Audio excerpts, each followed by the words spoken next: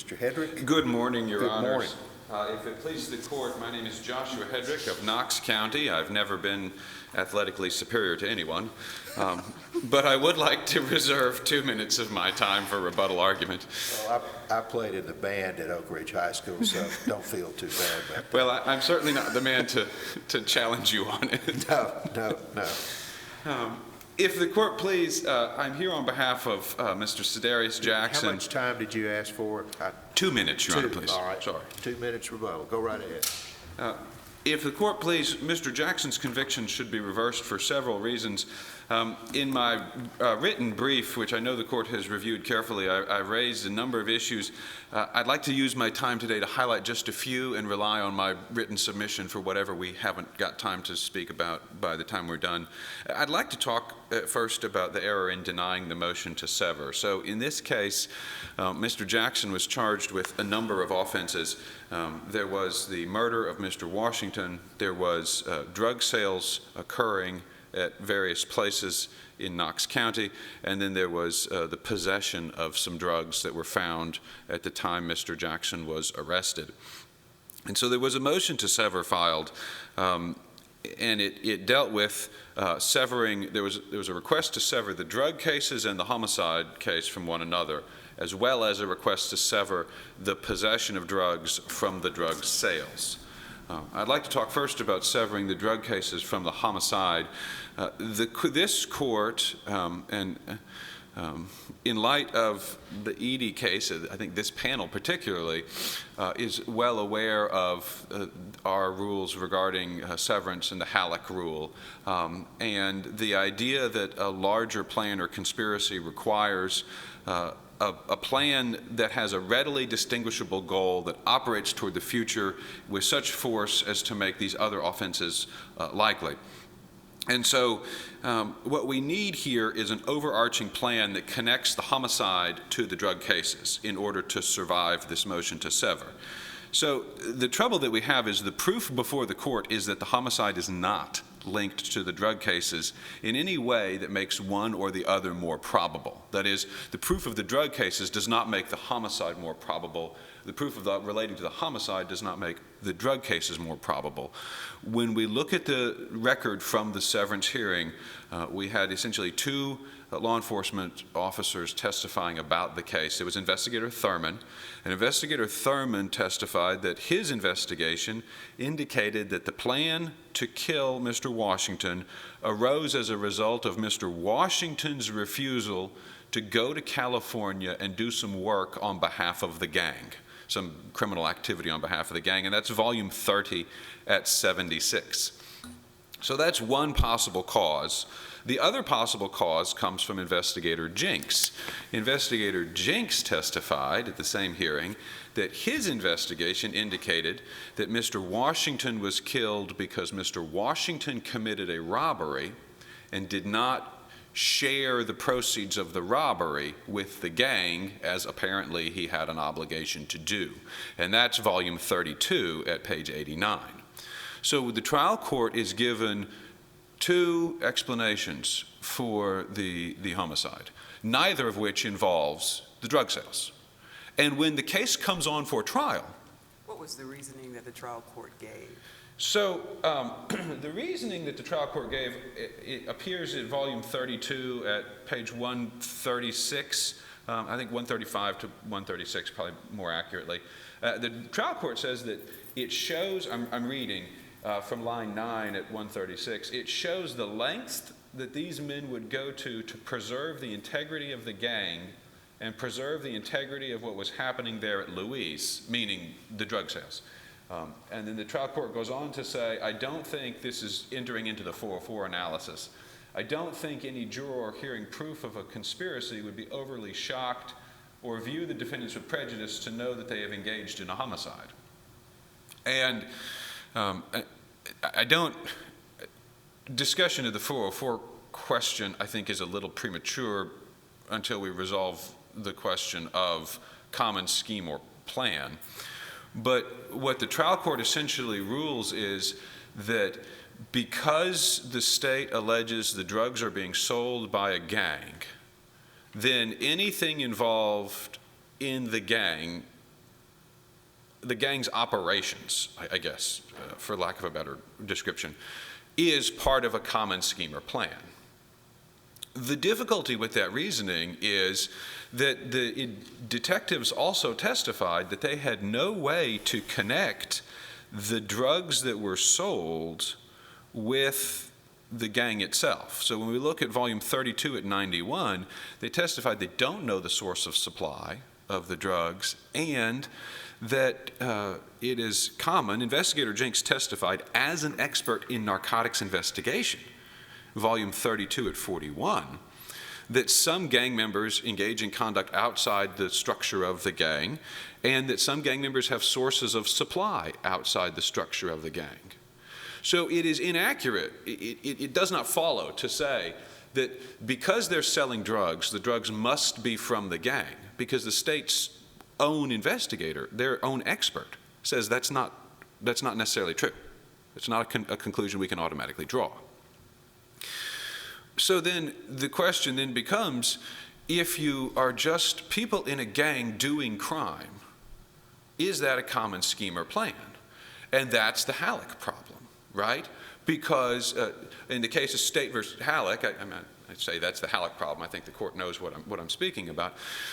Because the Halleck case is a case that criticizes the fallacy, the logical fallacy of saying, if I do a bunch of crime to get money, it's not a common scheme or plan.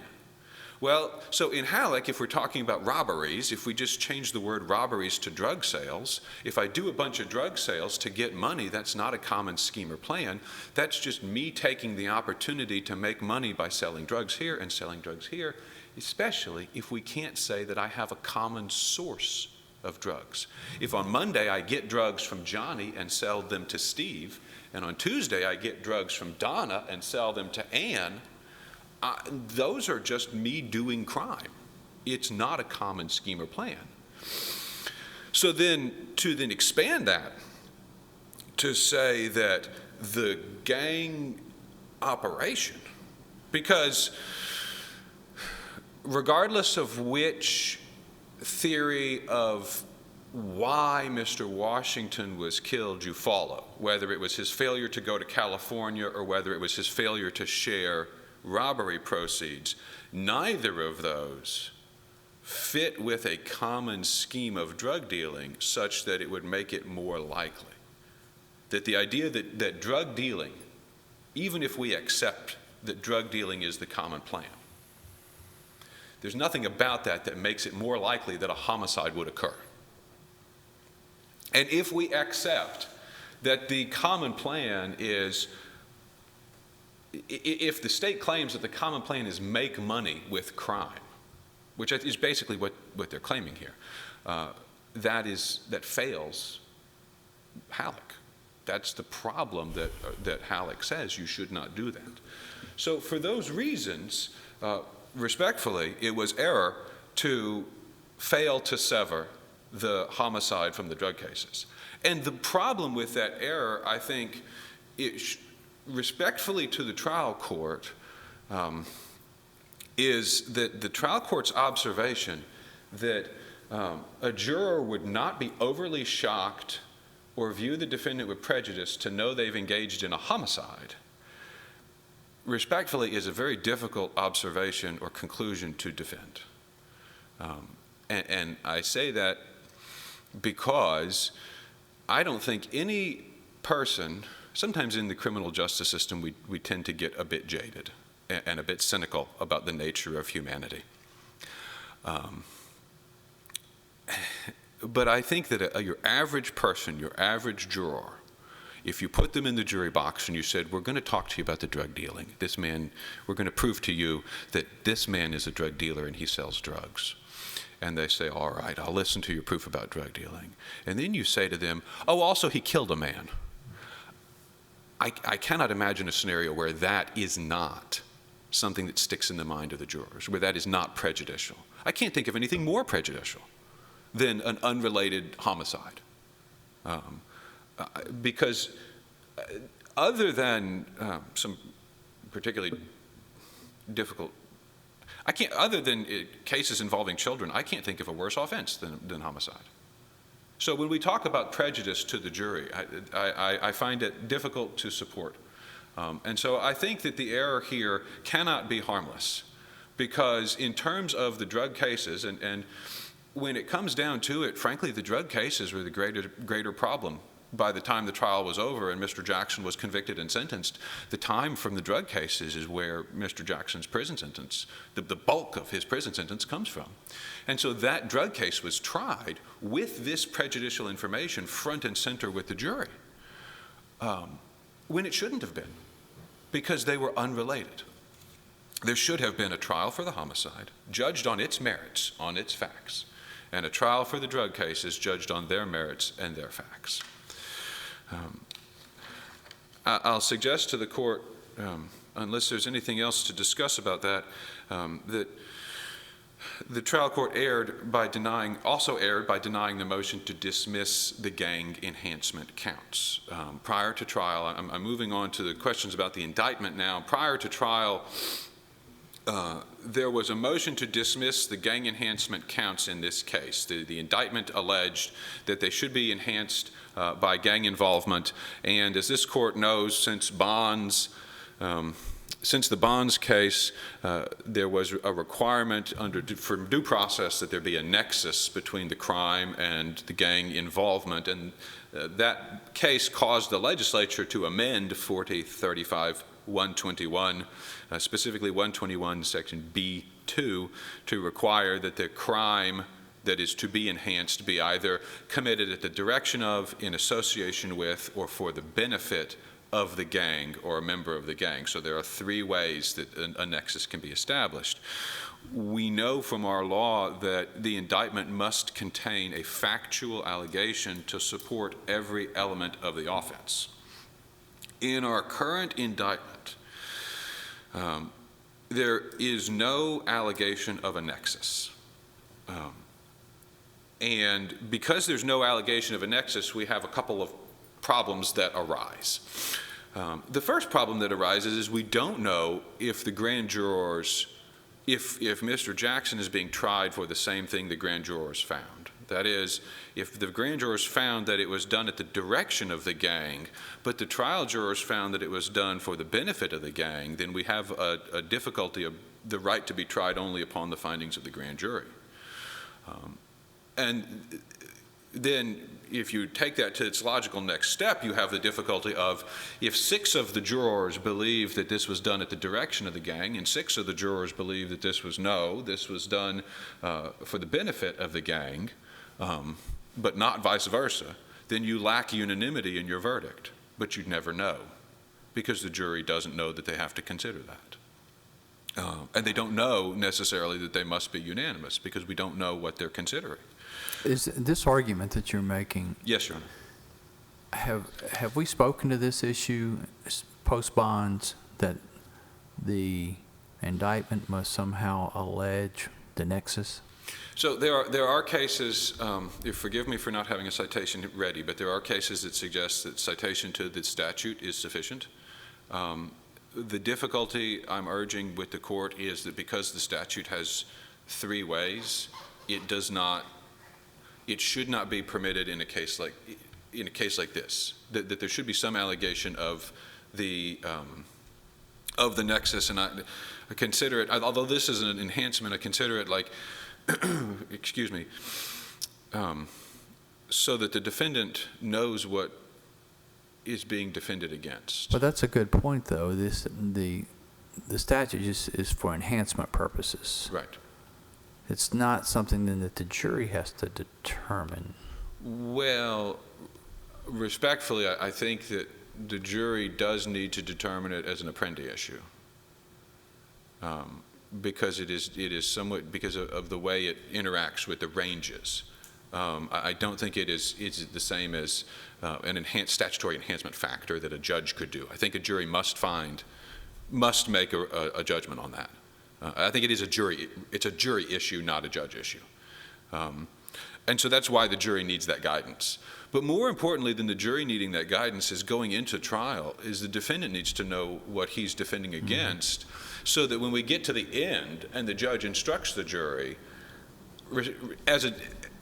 the defendant needs to know what he's going to fight against, and he needs to find that out prior to jury instructions. Under this case, the defendant doesn't. The way this indictment is crafted, the defendant doesn't find out which nexus argument until they get rolling with the trial. And respectfully, that is a problem because it prevents the defendant from being confident of what his defense should be. But to the best of your knowledge, just so I'm clear on where we are in the law with this, Yes, Your Honor. we've not spoken to that particular issue. I don't believe so. Okay. I don't believe so. And I'll tell the court, this is outside the record and probably beyond what I should argue, but I'll tell the court that we see a significant decrease in the gang enhancements out of Knox County compared to what we used to. So I say that because I'm unsure how important an issue this will be going forward. But to Mr. Jackson, of course, it is an important issue. Well, and just probably outside the record as well, we used to see a lot out of Knox County. Oh, yeah. And statewide for that matter. Mm-hmm. And we're seeing fewer. I think there's, well, that's a fascinating discussion for another day. But, it is. In any event. I'm just going to piggyback. I've been Yes, trying to hold my tongue. But so I understand this. This was pled in the indictment, correct? It was. And they referenced the statute That's correct. generally. Correct. So then the proof came in the second phase, in the enhancement phase, right? Yes. So there was never any objection. There was never any, for lack of a better term, request for specifics or particulars regarding the enhancement, right? So my memory is that I raised my memory is that I was trial counsel, but my memory is that I raised this by motion, and then my memory is I raised it again at the beginning of trial. Okay. And you're, But I'm going not on. saying you did. I'm going on memory, Judge. So I may be Yeah. wrong. Yeah, my concern is the last time I was on a panel that reviewed this issue, we found that there was a variance between what was charged in the indictment and what was actually proven. And the Supreme Court didn't really like that analysis. Not so much. Well, I've been there, Judge. Well, so have I. But they didn't like it primarily because there was not a sufficient, I guess, pretrial objection. It wasn't clearly raised. So that's where I am right now. And I think that on this record, I would urge the court to find that on this record the issue's been adequately raised, particularly because there was lengthy pretrial litigation on the matter that the judge then ruled upon that pretrial, and I believe it was renewed at trial. I think there's a certain point at which the issue is plainly before the court. The court has ruled. I recognize that we have to preserve our record, but there's a certain point at which, particularly as a trial practitioner, you have to stop asking the judge because of those issues. So, and I see that I'm into my rebuttal time now. So I would just ask that I rely on the brief for the remainder of the issues, Your Honors, and I thank you for your time. thank you, counsel. Thank you, Mr. Hedrick. General, good morning. Good morning, Your Honors. May it please the court, my name is Garrett Ward, and I'm here this morning on behalf of the state of Tennessee in the matter of State versus Sidarious Jackson. Your Honors, this court should affirm Mr. Jackson's verdicts for, among other things, conspiracy and facilitation of first-degree murder. I will devote my time addressing the severance and indictment issues that were addressed by opposing counsel in his argument, and I will also rest on my briefs for the remaining issues unless the court has questions on them. Starting with severance, as I understood opposing counsel's argument, he is primarily focused on the trial court's decision to not sever the conspiracy and the homicide charge. So I'll leave aside for the moment the trial court's decision to try together the conspiracy and the possession charge. The court found those were mandatorily joined. As for the homicide and the conspiracy charges, the trial court in this case, after a pretty extensive severance hearing, it's volumes, I believe, 30 to 32 in the record, involving lengthy examination of 2 witnesses, found that these two offenses should be tried together because the conspiracy and the homicide were in and of themselves part of sort of a larger conspiracy. Now, I'll apologize for the frequency at which I might have to use the word conspiracy in my argument. So that was the basis for the trial court's finding, was that these 2 offenses did serve the same goal.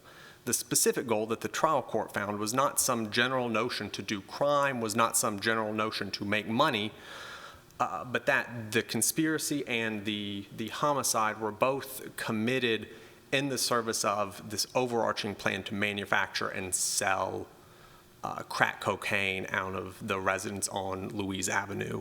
So the trial court doesn't speak in sort of vague generalities about criminality. The court does identify a specific goal here that both of these offenses served. And key to the trial court's conclusion there were, I believe, chiefly 2 pieces of testimony, or 2 sort of topics of testimony from the witnesses at the severance hearing. First, there was extensive testimony about the way the narcotics operation that was staged at the Louise Avenue home was structured. It had a pretty rigid hierarchical structure, was the testimony at the severance hearing. The person at the top was Robert Cody, then Rafael Griffin, then Antoine Washington, who's our homicide victim in this case. And then below Mr. Washington are a number of individuals, including Mr. Jackson, our defendant. And what the court noted was that both investigators testified as to specific instances where Mr. Washington had not exactly followed the orders and requests of his superiors. And Your Honors, I'll acknowledge that Mr. Cody and Mr. Griffin were, for lack of a better word, Mr. Washington's bosses, both for this narcotics operation and also in a larger gang. But they were his superiors in this narcotics operation. One of the investigators testified that Mr. Washington had refused to go on a gang-related errand to California. And the second investigator testified that Mr. Washington had sort of eschewed some principles of operation by not sharing proceeds of a robbery. So after noting these sort of multiple instances of not following directions, not following the rules of operation, for simplicity's sake, that made Mr. Washington, in essence, a problem employee for this operation. I think we all would agree, these are pretty complicated facts. I got lost in these facts. Absolutely, Your Honor. It's a complicated case. So in what you're describing right now, sort of the hierarchy of the Treetop Prius group gang, where was Washington in relationship to the defendant? He was above him. I'm sorry? He was above him, Your Honor.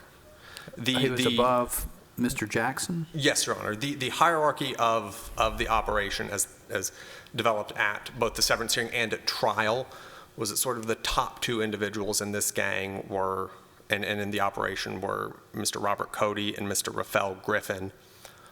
Immediately below them was Mr. Antoine Washington, and then below Mr. Washington were a number of individuals, Thacklin Tate, Zephaniah Yane, and the defendant, Sidarious Jackson.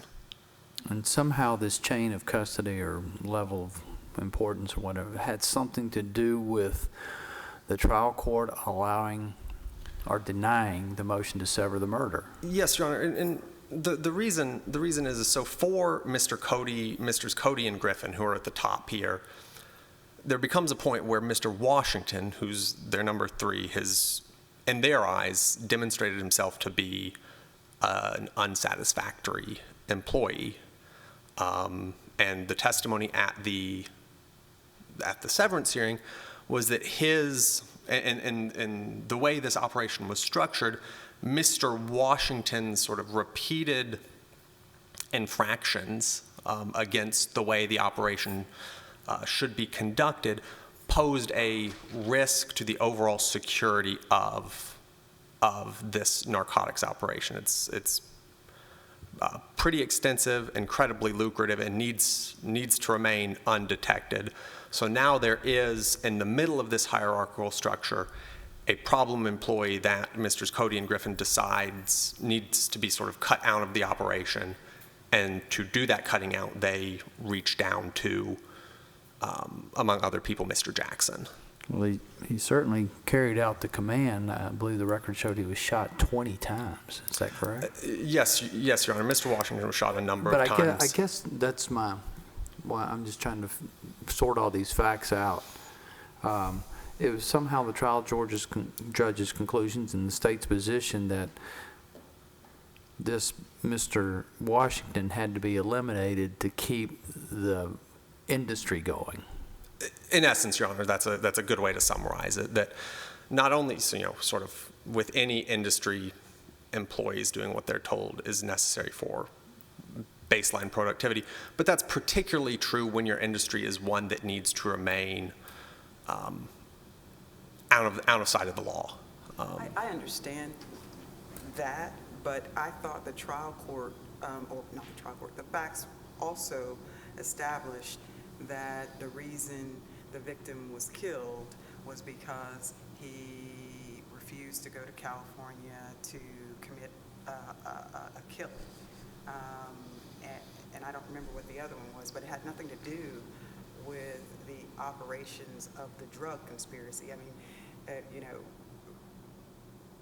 I don't remember the specific facts, but a gang can be engaged in all sorts of illegal Certainly. criminal activity. And I guess what I'm trying to get is how the drug conspiracy was connected to the homicide. Certainly, Your Honor. And a couple of points on that. Well, it's definitely the case that a criminal gang can be involved in a wide range of criminal activity. What the severance hearing evidence showed was that for the Treetop Pirus, maybe the crown jewel of their operation is this extensive crack cocaine industry that's working out of Louise Avenue at the time of this homicide. So yes, while the errands that Mr. Washington refused to do may not have been in and of themselves directly related to the sale of drugs, his refusal to follow orders, even as arising in sort of the gang context, not specifically the cocaine conspiracy context, his refusal to follow orders does impact the amount of trust and the amount of security that the higher-ups can place in him in the context of this conspiracy. This is, for Mr. Cody and Griffin, an incredibly lucrative venture. There is extensive evidence in this record about how much crack cocaine was actually being moved out of this Louise Avenue house. They now have... The victim had anything to do with that? While the initial errands may not have, Your Honors, his sort of bucking of orders, the testimony at the severance hearing was that impacted the sort of amount of trust that could be placed in Mr. Washington, and therefore that does impact the feeling of security that Mr. Cody and Griffin, the people who ordered Mr. Washington's killing, had in the level of trust and security they felt in terms of Mr. Washington impacts how safe they feel this operation is, and it is important to them. And Your Honors, I'll acknowledge that we're here on permissive joinder. We're reviewing the trial court's decision here for an abuse of discretion. And I'll certainly acknowledge that another trial court perhaps could have seen this another way and decided that severance was proper. My sole contention to this court is not that these offenses had to be tried together. My sole contention is that it was an appropriate exercise of discretion to allow them to be tried together because of the ties between the homicide and the security of the conspiracy, that the homicide was essentially ordered to protect the overall conspiracy. I'll note, Your Honors, even if, should this court conclude that these offenses should have been severed, the lack of severance was harmless here. And the simple reason for that is that there was an abundance of proof of both of these offenses. Specifically regarding the conspiracy, the defendant freely admits in his interviews with law enforcement that he was routinely involved in the production and sale of narcotics out of Louise Avenue. He testifies as to, spending all day at Louise Avenue. The term he uses is trapping, specifically testified to at trial that is just a term for selling narcotics. So the defendant freely admits to this. There is a resident of the Louise Avenue home, Mr. Crow, who testifies in no uncertain terms that the defendant was routinely at his house trafficking in these drugs. As for the homicide, I'll note the defendant was charged with first-degree murder, and the jury didn't return a guilty verdict for first-degree murder. In the face of eyewitness testimony directly stating that the defendant was the triggerman in the shooting of Antoine Washington, the jury returned a guilty verdict for facilitation of first-degree murder. And, Your Honors, that's important for two separate reasons in this case. First, there is just overwhelming proof of facilitation in this record because the defendant admits it. He doesn't use the word facilitation. The defendant, in his interview with law enforcement, denies shooting Mr. Washington, but freely admits to furnishing the gun that was used to kill him. As defendant tells the story in his interview, he provided a gun to, I forget if he says he gave it to Mr. Cody or Mr. Griffin, but gave them this gun that was then used to kill Mr. Washington. So the jury latches onto this offense for which there's incredibly strong proof. The defendant's admission is perhaps the strongest proof there could be of the offense of facilitation. But I think what this also shows, Your Honor, is that the jury here was not cavalier with its duty. The fact that the jury rejected, first-degree murder and got all the way down to the lesser included offense of facilitation shows that the jury was really circumspect here, that the jury evaluated the proof and returned guilty verdicts on two offenses for which there was the strongest proof that we can really have. And who knows what would have happened but for, if the trial court, as you say, did not commit the error in, I know you're not conceding error, you're saying assuming it was harmless, but who knows the impact the severance would have had on the jury. And I don't recall what our analysis under the harmless error analysis is for severance. I know it's fairly complicated at this point. Certainly.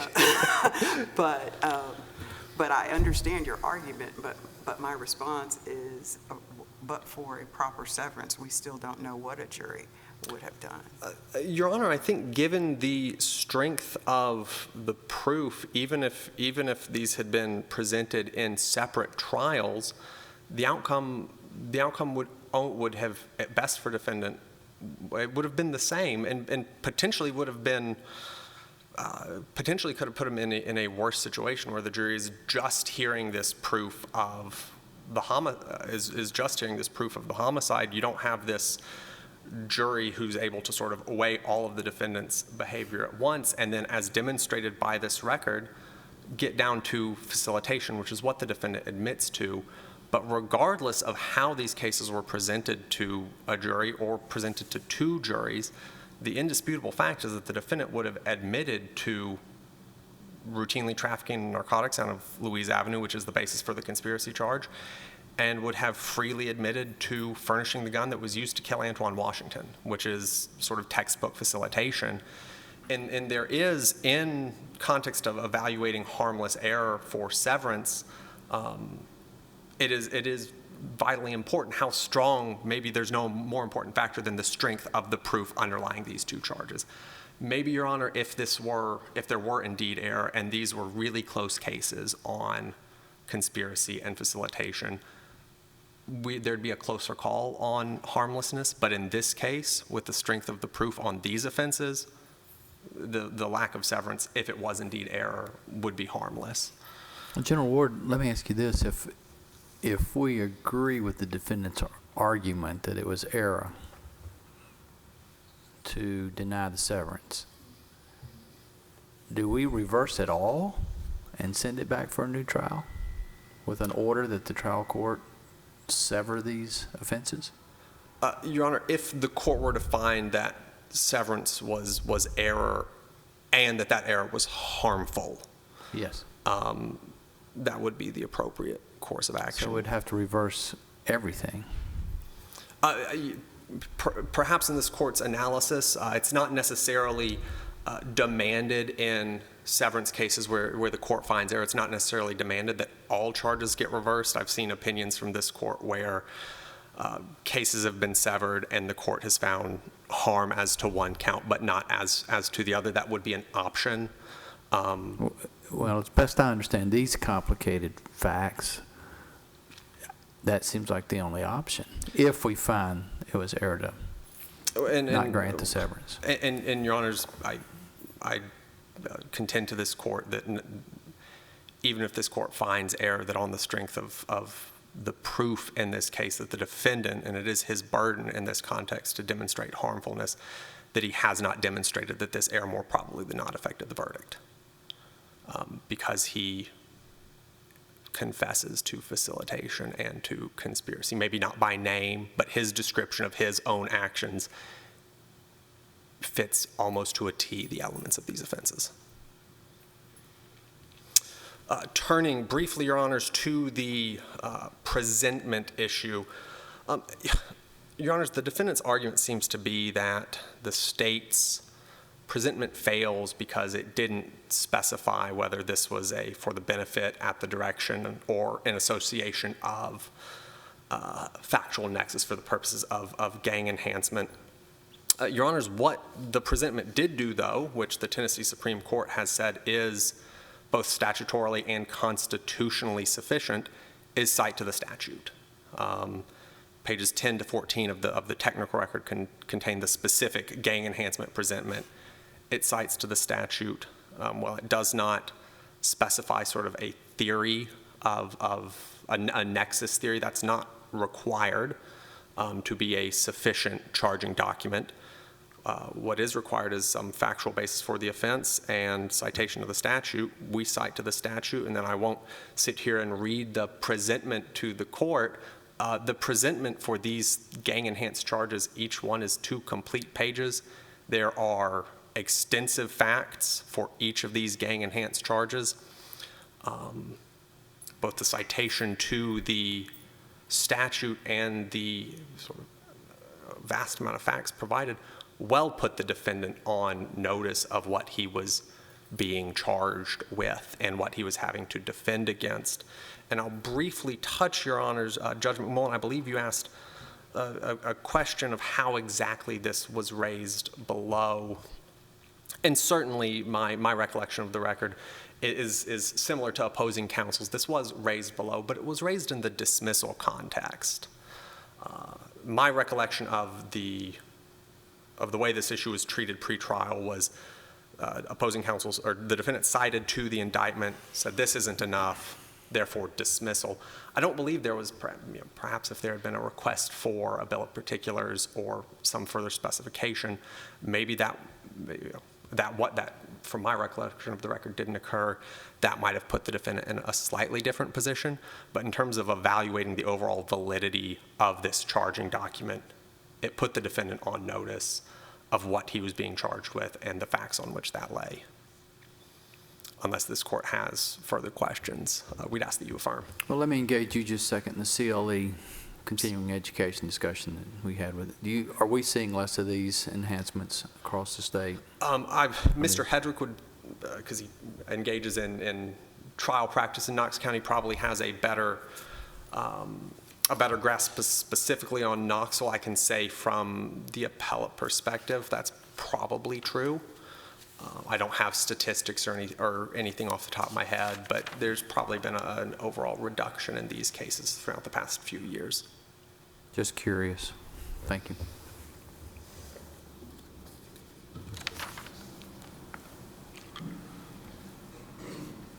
All right, thank you, General Ward. Rebuttal?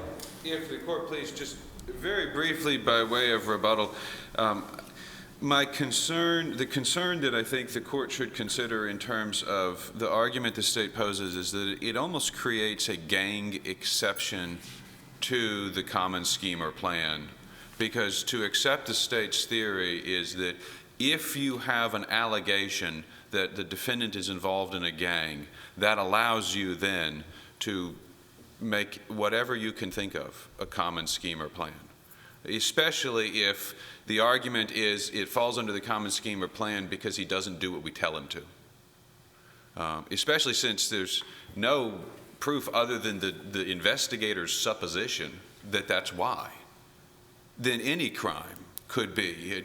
The driving on suspended license because I told him to go pick up the drugs and he had a suspended license, and now driving on a suspended license is part of this because it's part of the operation of the gang. We cannot create a gang exception to that. When we look at this record, I'm happy to be corrected, but my belief is that this record does not indicate that there's any proof that Mr. Washington engaged in selling drugs at Louise Avenue or supplying drugs to Louise Avenue or was in any way connected to that operation that we're talking about. So with respect to the way we analyze this, I have great respect for the trial court here, but this was an illogical result that was reached without factual support in the record and therefore should not have that deference of abuse of discretion. The last point I want to make is about the indictment. I'm going to come in on time, and that is to say that though those counts in the indictment are in fact lengthy, they are lengthy merely because they are a list of other crimes other people did, and that does not solve the problem we raise. So thank you. I appreciate your time. It's a pleasure as always. Have a lovely day. All right, thank you, Mr. Hedrick. Both sides, the court appreciates the excellent briefs and the excellent arguments. Well done. We've got one more case, I think, but we're going to take a 10-minute recess, and then we'll come back and take the third case. All rise. This court now stands in recess.